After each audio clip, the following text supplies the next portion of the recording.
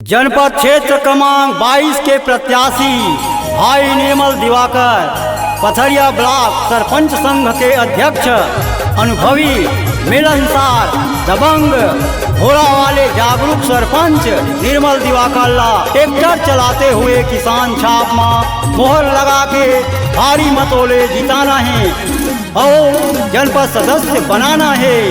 Tractor चलावत किसान छापे लले हो तुम जान, ट्रैक्टर चलावत किसान यही छापे मदे हो मतदान। खबर निर्मल दिवाकर ला जनपद सदस्य बनाबोगा, हमर निर्मल दिवाकर ला जनपद सदस्य बनाबोना। ट्रैक्टर चलावत किसान छापे लले हो तुम जान, ट्रैक्टर चलावत किसान यही छापे मदे हो मतदान। हमर निर्मल दिवाकर ला जनपद सदस्य बनाबोगा, हमर निर्मल दिवाकर ला जनपद सदस्य बनाबोना। भाई हो दीदी हो, अपन क्षेत्र में विकास के गंगा बहाना है और निर्मल दिवाकर भैया के ट्रैक्टर चलाते हुए किसान छाप में मोहर लगाना है। भैया निर्मल दिवाकर जिंदाबाद जिंदाबाद जिंदाबाद। सुनो दीदी सुनो जवरिया, निर्मल दिवाकर है विकास करैया।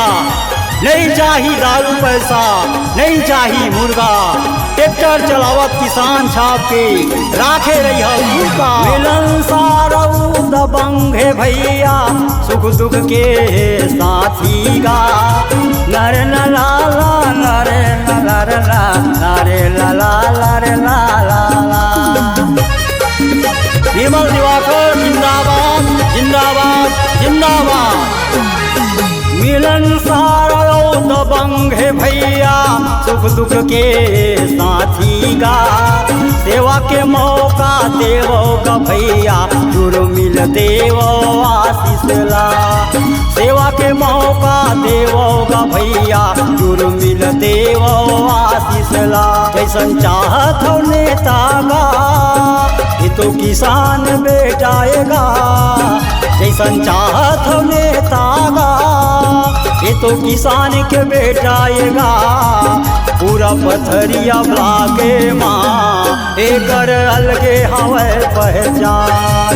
पूरा पथरिया ब्लाक मगा एकर अलगे हवे पहचान।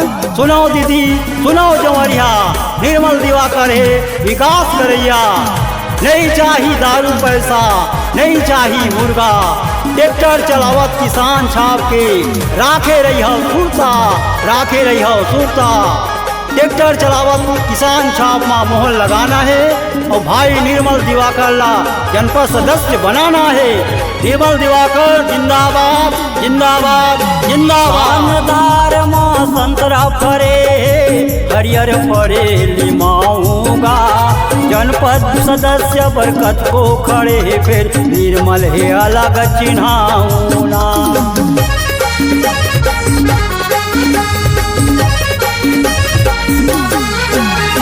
शानदार माँ संतरा फरे हरियर फरे लिमाऊंगा, जनपद सदस्य बरकत को खड़े फिर निर्मल हावे चिन्हाऊना।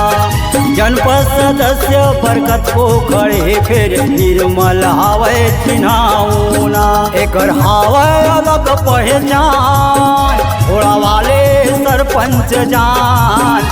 एकर हावे अलग पहचान, घोड़ा वाले सरपंच जान। जनपद सदस्य बनाबोगा, अपन गाँव ला सजाबोना। जनपद सदस्य बनाबोगा, चल विजय बनाबोना।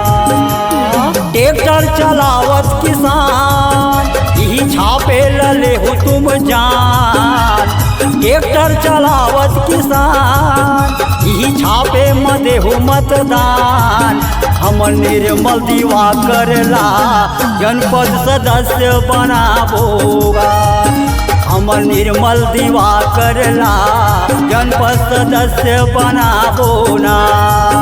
घोड़ा वाले सरपंच ला जनपद सदस्य बनाबो ना। एकर अलगे हवे पहचान पूरा पथरिया ब्लॉक के माँ।